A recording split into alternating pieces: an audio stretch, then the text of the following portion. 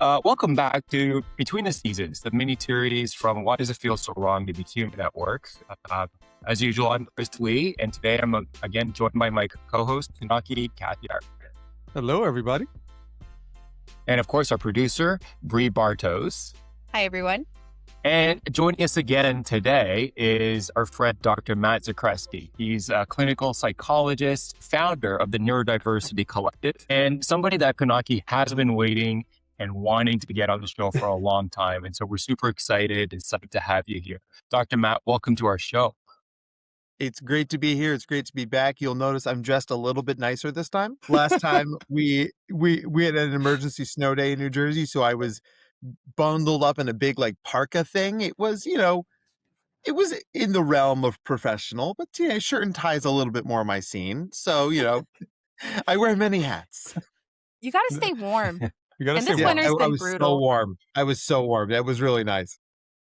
Being human is feeling the temperature, and we need to, bundle ourselves up. And it's still cool. It's like, there's no dress code for the show, which is cool. But yes, I've been secretly a fanboy here of Dr. Matt and everything that he says. So excited for today's episode because today is one of our Reddit Reacts.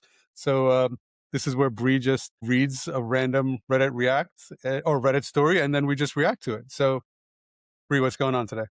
Well, today I have a post from the subreddit Autistic with ADHD, and it came from 3 years ago. It was posted, and it's one that I read that was just a little too relatable. And I'm sure a lot of people can understand, because even though it's 3 years old, I know that this person probably isn't alone in how they feel. So this is titled, Having a Job and Autistic ADHD Burnout is Killing Me. There's absolutely no way I can work a job until I'm 62 or 67. Deadlines, masking, talking to people, staying on task, resisting the urge to body sway, trying my best every day not to screw up and get fired, loud noises. I'm in a manufacturing setting. Yes, I wear earplugs and buds. A nagging thought in the back of my mind that I don't like this and I want to be anywhere else. In the US, doing this 5 days a week to just put a roof over my head and food on the table, I'm lucky enough that I have a wife who takes care of me in the house because I absolutely cannot work a job 5 days a week, one that actually pays enough for rent, and still take care of bills and myself. If history tells me anything, I have to choose between my job and taking care of myself/house. Most of the time, taking care of myself and home falls to the wayside. My house becomes a mess, I don't shower, too tired to cook, and most microwave meals make my stomach hurt, so I rely on my wife's cooking, fast food, some microwave meals, and Soylent, which is great for many reasons, by the way. If I try to actually juggle it all, I get so burnt out at my job that my performance suffers and then I get fired. I've been fired about 20 times. So with my wife taking care of me and the house, I do some, but she really keeps it together. All I do is work and rest up all weekend for the work week. It's not the existence I necessarily want, working and resting for work, repeat, but I feel too burnt out to have the energy to enjoy my hobbies of backpacking and trail running, which I really miss. I'm not really depressed as I'm genuinely just tired these days. I just got with a therapist, and this is the big topic I want to talk about. I had one therapist mention radically accepting my situation, which may have gotten lost in translation to me. It sounded like she just wants me to accept this is way of living, more or less, and is how it will be, and I should accept it. But I really don't think I can accept this is just how life will be for the rest of my life. Work, rest, until I'm 67? I still have fun every now and then, but I have to be drugged to the outing and I get tired so quickly. Again, it's just not the way I want things to be. I want to be able to fully enjoy my hobbies again. I'm tired of the Sunday scaries, and I'm tired of being burnt out. These days are better than others, so at least I'm thankful for a good supervisor at work and a wife that is really accommodating me. But are you guys going through similar struggles, and how are you dealing with it all? Yeah, wow, that's a tough situation. Have you guys tried Soylent before? No, what is it exactly? Um, Sorry, I mean to digress a little bit, but I have not drank it, but I did. My husband, he used to drink it a lot just to help with calorie intake. It's just Oh. like a high calorie shake, like a nutrition shake that you Oh. would drink to help. I've heard of it before. Yeah, I've kind of. never tried it. I have some allergies to chickpeas and like soy's related. But anyway, I digress. Sorry that I went there. Speaking of Well, all I attention. can hear is Charlton Heston. Soylent Green's made out of people. It's made out of people. And I know it's chickpeas, right? But I just very Charlton Heston. Like, I mean, when they named it Soylent, they had to know they were evoking that cultural note, right? You know, it'd be like Yes. naming your company 6-7. Like, come on, you know what you're getting there, right? Yes. But yeah, no, this was a very like hard story and stuff like that. And I could understand like, you know, without meeting and work and without having work that kind of fits within your life, you just it feels like work and life is work, and any break you get is gearing up to get back to work. So I really empathize and whatnot. And I really didn't think about this kind of radically accepting thing. I'm not sure if that's what the therapist actually meant, but I wouldn't have um, recommended just to accept it and eat it and go with it. I would kind of I started honing in on some of the hobbies, like backpacking, trail running, and I was like, I think maybe you're just in the wrong job or looking out for the wrong job. I've been fired 20 times. I wonder if you've been doing the same type of job 20 times or just going after the same stuff. My first thing would be to start looking at that and trying to, because I'd love to connect work with something that you enjoy. That way it doesn't feel like a job in that way. That's why I have podcasts where I just Yeah. talk because Yeah. I enjoy talking and it doesn't feel like work right now. But I interested to see you what you know, guys think, and especially Dr. Matt. Yeah, go ahead. Sorry, yeah, I man. totally agree with you, Pinaki. And I'd love to hear from Dr. Matt on this as well, because I think that radically accepting is generally the ethos of corporate culture is just, you know, that's what it is. That's what the job entails. And I wonder too, Pinaki, you had mentioned maybe he's in the wrong job. I'd love to get your perspective, Dr. Matt, on is the problem the job, or is the problem maybe the way that the role is defined? Where people with ADHD, I think they could be able to do lots of different jobs as well. But you know, I'd love to hear your perspective on: is it about radically accepting? Is it about some kind of adjustment where they can reshape the job a little bit, or the people managers can support this in a different way so that you know, people like this original poster can thrive? Because I have to assume that lots of people can relate to this relate to this person. Bree, you had mentioned yourself, and I'm sure there's many more that can relate. So let's start with a conversation about what radically accepting something really means. Because as soon as Bree was telling that story, I was like, oh God, I know where this is going. Right. So I'm sure you guys have been exposed to some of the therapy speak that exists on the interwebs. Like, everybody who lies to you is a gaslighting you. And Yeah. everybody who they're on these first is a narcissist. And like, as a psychologist, that makes me want to rip my eyeballs out, because it's like gaslighting is a very specific thing, right? It's like, Pinaki, you ever heard that joke about gaslighting? No. Yes, you have. Right? He's just so Sure you have. sincere. His face is like, where's the rest? Oh, I know. Like gaslighting is like an own separate thing, right? Narcissistic personality disorder is its own separate thing. And like, so when therapy words make it into modern pop culture, the meaning shifts away from what it's intended. So radically accepting means I accept what is happening to me, even though I don't like it, right? So people are like, well, I don't want to accept being miserable. Obviously, nobody wants to be miserable. But the idea is we have to accept our reality in order to change it, right? As Carl Jung said, the irony is that as soon as I accept myself as I am, I can begin to change, right? So I worked with a guy a couple years ago.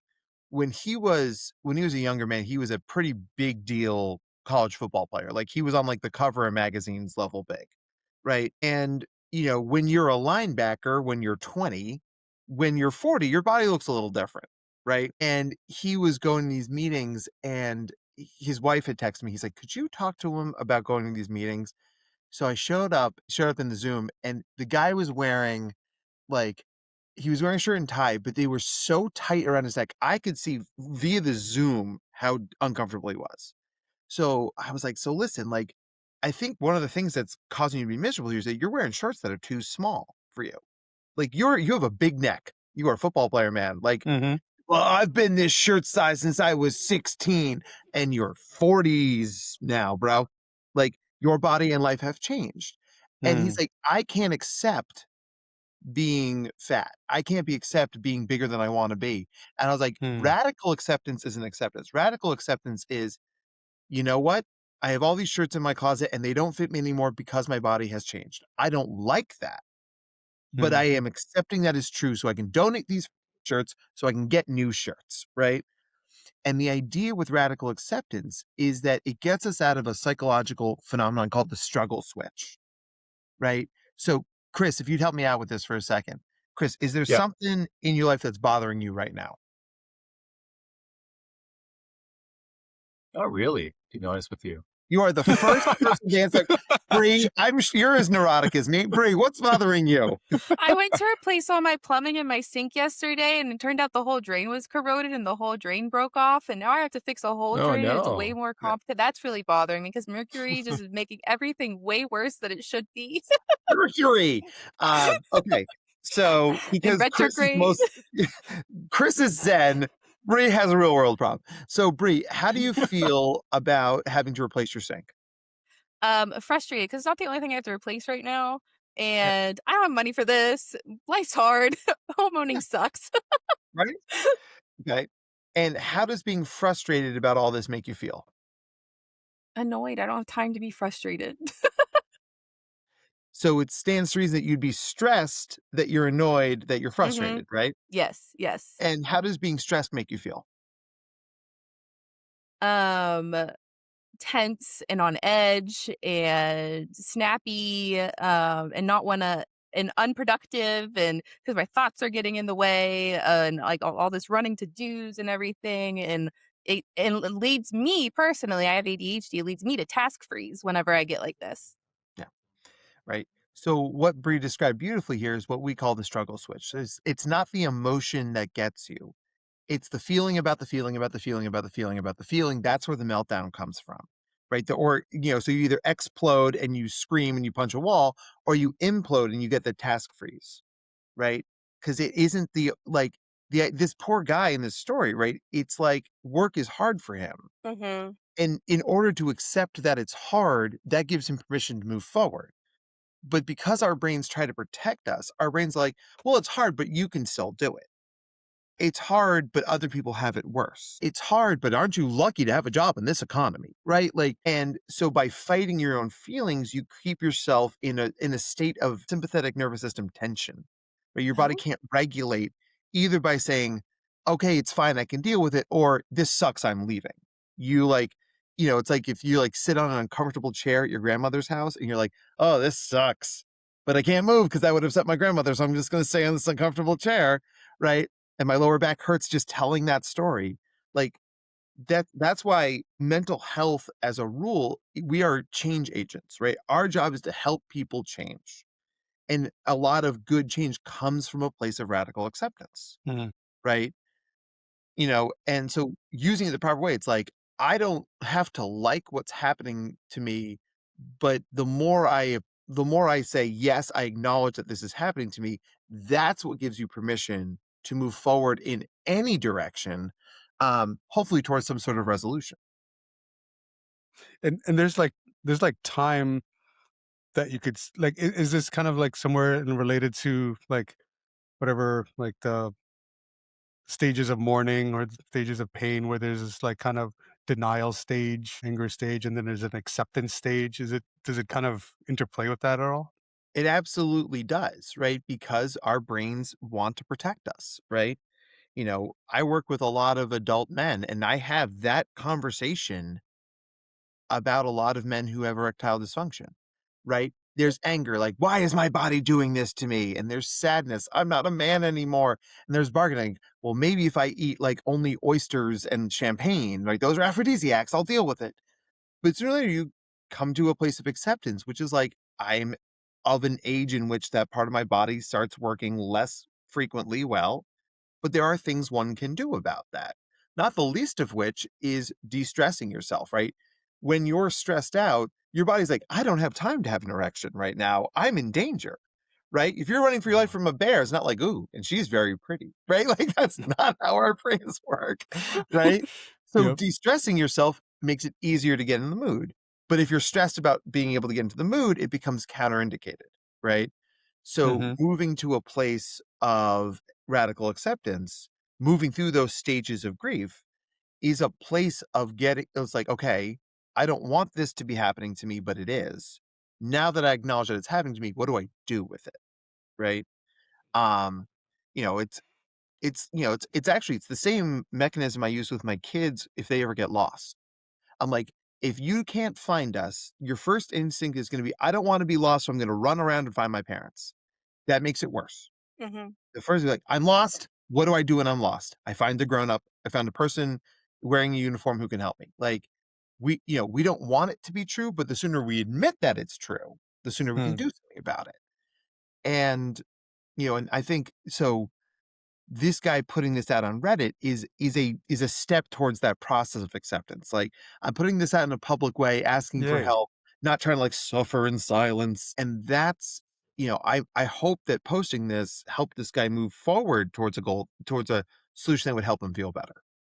I think this is great advice for people that might be having that issue with struggle switch and are in a similar situation as the OPD. I wonder, is there anything that organizations and leaders can do if they recognize that somebody that's facing, because obviously they're not therapists themselves or psychologists, but is there anything that they can do to help support people that seem like they're struggling with this kind of thing?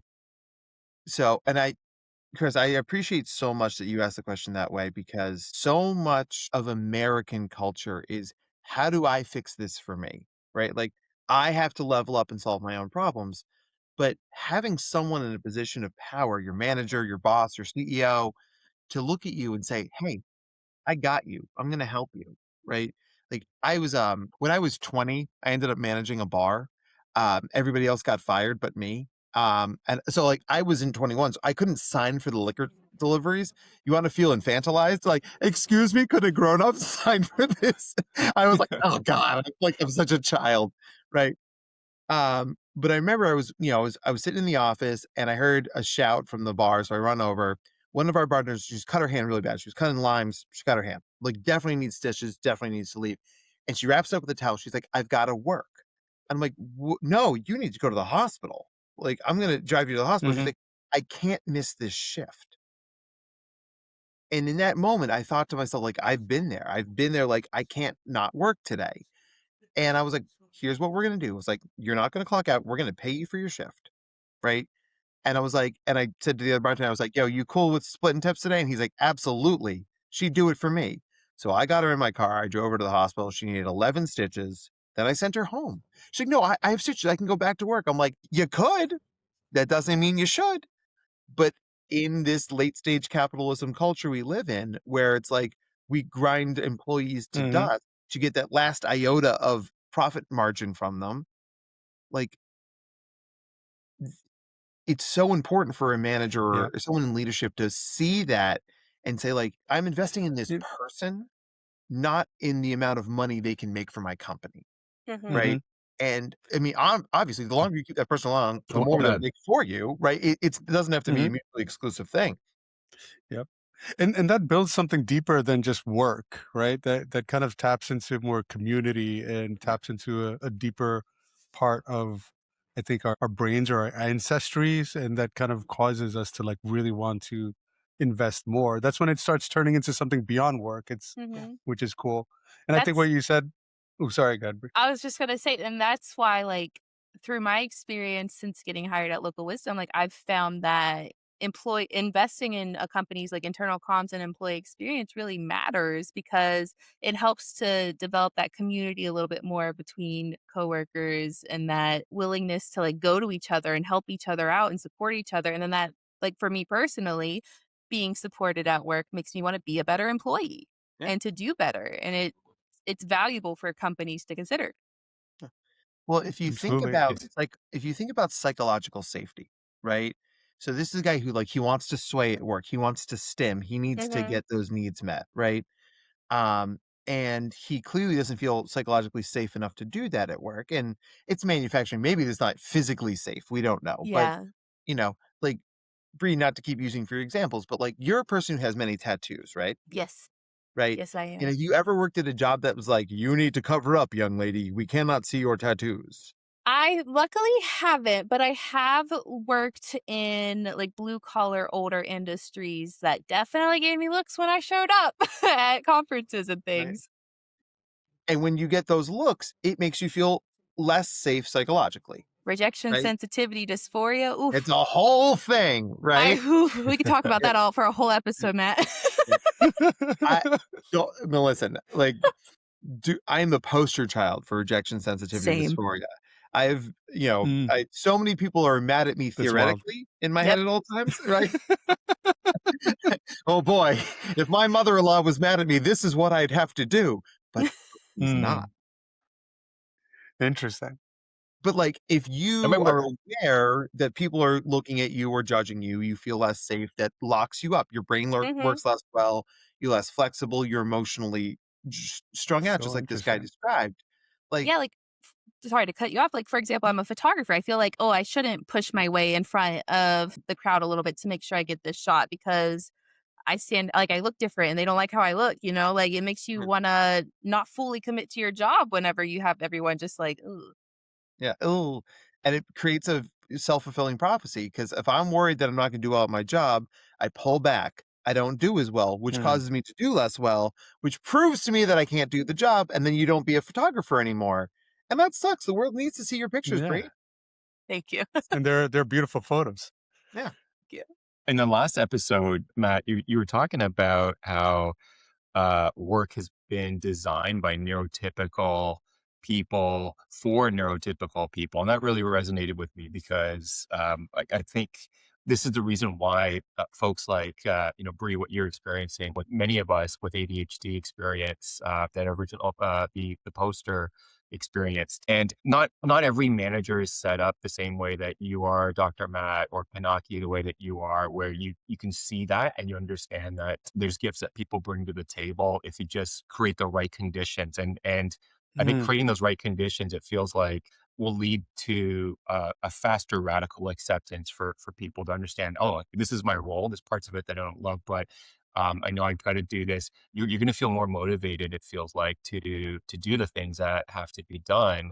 But again, it just comes back to the whole genesis, Pinaki, why we started this podcast in the first place, which is work is a place filled with humans that are a diverse collection of people with different ways that they approach psychologically the work, the roles, and those kind of things. And so I just feel like that if this just reaches a few people in leadership roles to better understand and develop more empathetic skills to understand how different people operate and where they might be able to thrive, I think I would feel really great. But this conversation has been hmm so important, I think, and it's something I've been looking forward to for a long Yeah, time. Is just really understanding what this looks like. Yeah, because yeah, another post I almost read today was a manager asking in the managers subreddit, how do I manage my frustration with someone who I suspect might be yeah. neurodivergent that I supervise?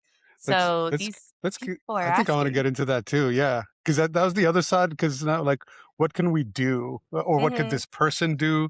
And I like to look at it if we were this person's manager, what could we do as well, or Hmm. what advice? Because that's essentially what we're trying to do here is to kind of put better practices out there. One of the things that struck me in the last few weeks is around feelings, and I think it's because I've been reading nonviolent communications. It was a Hmm. book. I don't have the author's name in front of me, I've heard of that one. But, you know, in the book, he talks about how we have not, as a society, been taught to understand our feelings, let alone talk about our feelings. Mostly it's been like, you know, suck it up, put that stuff down, and just kind of go at it Especially for a lot men. of things, Yes, especially men. Yeah. absolutely. So it's been interesting kind of when something happens that we don't like, understanding what is the feeling behind it. And even for someone else, like, and it's happened a few times. And I've been really much more open to when talking about a situation or talking about something that's uncomfortable is like, what are we feeling right now? And what is that? And really trying to understand what that feeling is in order to then approach the situation, as opposed to a lot of times, you know, we feel like you were saying, we feel a certain way and feel a certain way and feel a certain way, and that makes us want a certain thing and act a certain way. And we typically try to find solutions for what we want and the way we're acting or something to that effect. And I think kind of I've been really honing into the feeling and how do I get to that feeling. So that way, just like, you know, we could start getting into a more of a rational minded state to come up with a solution. Any thoughts on that? Does that make sense? I mean, it absolutely does. And, you know, the psychology phraseology for this, we call it lizard brain versus wizard brain, right? When we are calm and we are stable and we feel psychologically safe, we can tap into our wizard brain, the top part of our head. That's where our coping skills and our communication skills and our empathy and our creativity come from. The parts of the brain that make us us are up here. The problem is that the way our brains are wired, the way they grew up, is that when we are in threat, our brain redirects a lot of that energy down to the oldest part of our brain, the back part of our head called the lizard brain.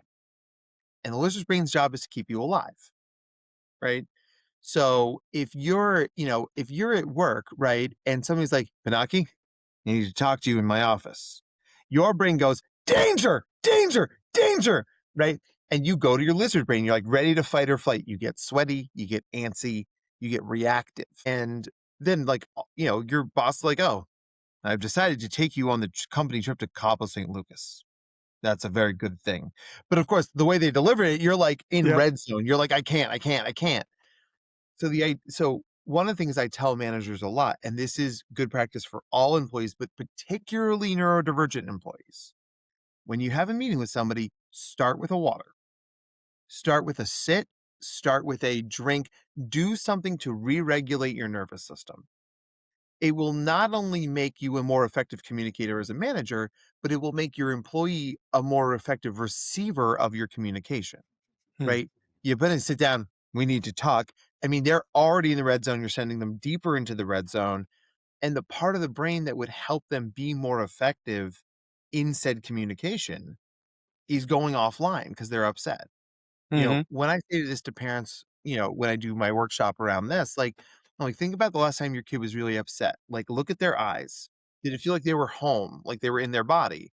And parents are definitely like, no, it didn't feel that way Hmm. because all the parts of the brain that make them are been redirected to the lizard brain, right? Yep. You know, I mean, to make a super nerdy Matt, reference, I just can do this when our my wife also says, "Chris, we need to talk." I can yeah, get a drink of water and Does he just say make sure Christopher that I can Lee? We re-regulate my need to nervous talk. system as well. yeah, Yeah. yeah, Dude, my a few years ago when my son was young and my mom was around, my son did something and my mom like did the counting thing that she did for me when I was a kid. Immediately my heart rate started right. I'm like a yeah, grown man here. yeah. And just by her counting down from 5, I'm like, but you know, one of the things I do, just a little quick tip, I call it a mental palate cleanser. Where in the beginning of meetings, I'll like ask a question that's just not has to do with work, and it requires you to think a little bit more than you know, how's your day, and it requires a very short answer. Something like, you know, hey, you know, watch any good movies lately, read a good book, any kind of really Nice. innocuous type of stuff, but just to kind of jar you away from the current state just to really quickly to come back in a little bit of a fresher Just mindset bring your defenses down. Yeah. Yeah, yeah. and And things it's like that. absolute, and it's absolutely okay to name what you're doing. Right? I'm Hmm. giving us each a bottle of water because these meetings can be stressful. They're stressful for you and they're stressful for me. So we're going to take a minute. We're going to have a sip of water while we regulate our nervous systems. Like, Love it. and like, And the person might say like, well, does this mean it's bad news? I would do this whether it was good news or bad news. Is I'm it going to water do this, poisons? Just gonna right? like Yes. Why is it bubbling and green? Let's drink the water. it's Why is iocane HR powder. here? You know, but like those sort of things are like in psychology, we always say we name it to tame it, right? So when we Mhm. name our feelings, it helps us regulate our nervous system. But by using meta communication to name what you're doing, right? What it is, it Mm. allows our brain even a little bit more of a runway to get ready for the thing that's coming, and like one of my many other jobs, I'm a sex educator, right? So I work with a lot of kids and parents to like talk about sex and all that. And like, so I tell parents, it's like, you don't just sit down to your kid, be like, so puberty's a whole thing, right? Because your kid's going to run screaming with Kool-Aid Man through the door, right? Like, listen, I need to have a conversation with you. It's probably going to be a little uncomfortable, right? But it's important. So I'm telling you that after dinner, we're going to have this conversation. I'm giving you time to get ready, but we're going to do it. We're going to have some snacks. We're going to make it suck as least as possible, right? When we use that meta communication, we're giving our nervous system a time to acclimate and keeping our brains from freaking out. It really is a win-win if we set it up that way. But the tricky thing is it takes a lot of discipline to set it up that way. And that's something that, we are so anxious about having these hard conversations that we get sped up and we don't want to do best practice. We're like, Mhm. okay, I can't. So I'm just like, okay, you're fired. I'm done. Like, Mhm. instead of that, it's like, okay, what is my plan to set up the stage to co-regulate with my employee? Because when I do that, they both win. And Yeah. really, we're all trying to both win. I was gonna I was gonna ask if even if any one of you want to talk a little bit about this. I think Bree mentioned it earlier, this task freeze, and that's what it seemed like this person had an issue with as well, where it comes home, can't clean, and things like that. Now, not only there's the work side of it, but there's a home side of it. This person has a wife who does this. So, and I've always found it interesting that just like you said, you name it to tame it. Like when I understand this is happening, that's when I could do something about it or understand, and it doesn't turn into like a just being lazy type of thing or just this type of thing. There's something more deeper than that. What advice would you have for like family members who have this, or even people who are thinking bad about themselves like this person is, that I'm like, I'm just so tired from work that I can't even clean, my poor wife has to deal with this type of scenario. How what little bits of wisdom can they have to help themselves? So if you think about So if you've ever seen a medical drama on television, right? Like I'm watching The Pit season 2 right now. I'm like deep into Pit lore right now. Um, Surgeons don't do everything themselves, right? Surgeons have helpers. They have people who hand them the tools. They have people who help them blot their foreheads, right? They have anesthesiologists and techs and all these other things. And even if the surgeon is the one who's ultimately responsible for doing the hard thing, surgeries go better when there are more helpers, right? So, I'll say to when it's at home, I'll say to my wife, like, I can't fix your work situation for you, but I can make sure dinner's on the table and the kids have their PJs on and that, that you get some time to decompress after work. Like, part of being in a relationship with anybody, whether that's romantic, sexual, platonic, or work friends, is when you need more, you should get more. And when you can give more, you help more, right? And it's like it's this sort of beautiful synchronicity. It's a dance, right?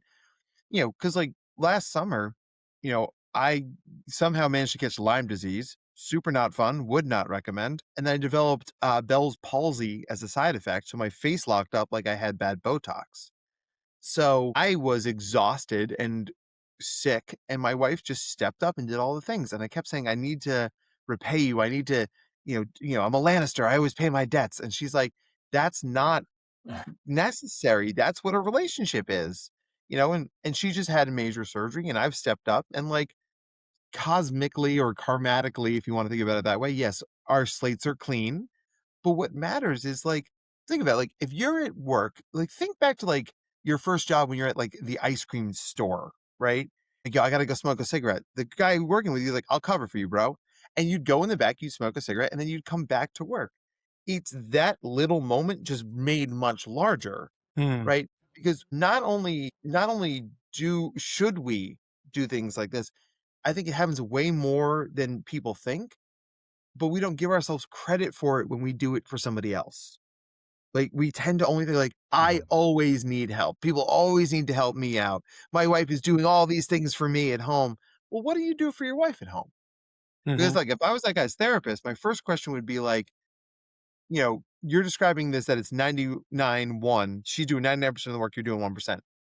Let's think about some of the other things you're doing just so we can balance those scales a little bit. It may not be 50-50, but we got to give ourselves psychologically more credit for the good stuff we're already doing. Yeah, That's amazing. there's just so many things to think about here, and we really need to have a whole separate conversation with you, Dr. Matt, on this. But I think a lot of people that joined and listened in on this episode, I think there's some invaluable takeaways for sure in terms of even redefining this idea of radical acceptance and understanding not only the role that we as individuals can play to accept just the reality of the situation that we're in and understanding our own role in and accepting it so that we kind of move forward with it. But also, I think there were some great tips about what leaders and organizations can do on their end to identify, look for people that might be struggling with the struggle switch. And I love that um, Mm. that point that you made. And so I do feel like there's so much more that I want to unpack here, but Mhm. we say this a lot, but I Yes. think it's never been more true. We could honestly go on for hours on this, and so We're just going to create a don't be a separate podcast stranger. with Dr. Matt where we all secretly just get therapy 100%. This is what I was thinking throughout the. about. Uh, I think this was therapeutic and cathartic for a lot of people joining us. But Dr. Matt, I do want to thank you for joining us today. I would say I feel like this conversation's not over. I think we really should look to have this. But before we wrap up, I did want to ask you, for those that are joining us on this episode, where can people find you and your work? Well, so and I love talking to you guys too. I mean, like I looked up and like I was like, oh, we're coming to the top of the hour, and I was disappointed. I'm like, oh man, like I'm like, you guys are my very nerdy business friends, and I love my very nerdy business friends. But it's so important, Chris, to your point that like that we have these conversations, right? That like that because really people are going to listen to this and realize they're not alone.